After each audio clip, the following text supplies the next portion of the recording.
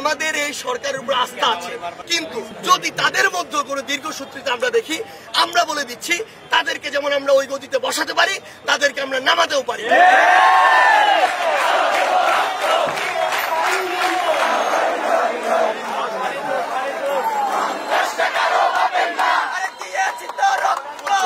আমাদের কাছে খবর আসছে যে এই সপ্তাহে তারা একটি অভ্যুত্থানের বিপরীতে তাদের কিছু দোসর, কিছু শয়তান যারা এই দেশের ভালো চায় তাদেরকে নিয়ে এই সপ্তাহে তারা একটি পাল্টা গণঅভ্যুত্থান ঘটাতে চায়। সেই জায়গা থেকে আমাদের রেজিস্ট্যান্স উইকটি দেয়া, তারা যদি তাদের জায়গা থেকে এরকম কোন নোংরা পরিকল্পনা করে সেগুলোকে রুখে দেওয়ার জন্য আমরা ছাত্র জনতা এই রেজিস্ট্যান্স উইককে দিয়েছি।